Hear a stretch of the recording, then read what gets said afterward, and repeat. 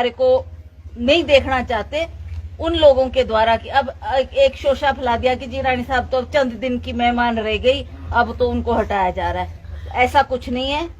जो बढ़ाने वाले हैं वो जानते हैं कि राजा वीरभद्र सिंह जी का नाम इतनी जल्दी मिटाया नहीं जा सकता। उस व्यक्ति ने जो सेवा की है निस्वार्थ भाव से, 60 साल उन्होंने हिमाचल प्रदेश की सेवा की है। 24-25 साल की उम्र थी जब से वो राजनीति में आए और अंत तक भी एमएलए रहे। अंत में भी उन्होंने अर्की से चुनाव लड़ा, तब भी वो लोगों की सेवा में तत्पर रहते थे। जो काम किया वो मेरे को क्या गिनने की जरूरत है, आप सब जानते हैं। स्कूल है, सड़कें हैं, स्वास्थ्य सुविधाएं हैं, सब कुछ उन्होंने करके दिया और उनका नाम मिटाना कोई आसान बात नहीं है। पर कई शरारती तत्व है जो इस तरीके की भ्रांतियां फैलाने की कोशिश कर रहे हैं, इस तरीके का एक दुष्प्रचार करने की कोशिश कर रहे हैं।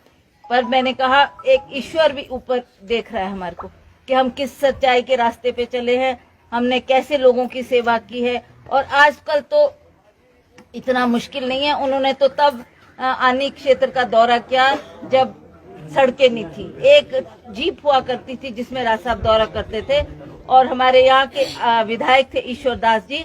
22 दिन का दौरा राज साहब ने आने का रखा था और 22 दिन में वो लगातार सारे गांव में पैदल चले। आज के नेता मिलेंगे कोई आपको ऐसे?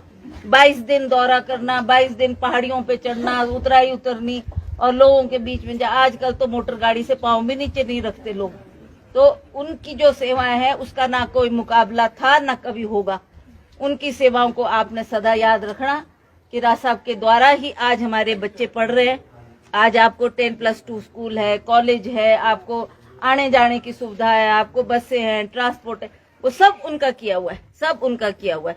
तो उस बात को हम नहीं भुला सकते। मेरा आपसे हाथ जोड़ के निवेदन है कि आपने सदा जिस हम लोग पहाड़ी लोग काय के लिए जाने जाते, सच्चाई और ईमानदारी के लिए, और सच्ची पक्की बात करते। हम ऐसा किसी को ठगने की बात नहीं करते, हम झूठ फरेब की बात नहीं करते। हम लोग जो सच्चाई है वही आपके सामने रखते हैं। तो आज मैं ये बात इसलिए आपको कह रही हूँ कि आपको भी पता होना चाहिए कि हमारे विकास के पीछे किसका हाथ है। आज जहां भी आप चले जाओ, आपको पता पांगी भरमौर का है। कम से कम यहाँ से ज्यादा नहीं तो 12-14 घंटे तो चंबा को ही लगते हैं। फिर वहां से भी आगे भरमौर, वहां से भी आगे पांगी, मतलब 2 दिन लगते हैं वहां सफर करने के, मतलब पहुंचने के लिए। वहां के लोगों के बीच में भी जाओ तो लोग बोलते हैं कि जी बच्चे हमारे आज स्कूल में पढ़ रहे हैं घर की रोटी खाकर, मतलब घर से ही उनको स्कूल अवेलेबल है।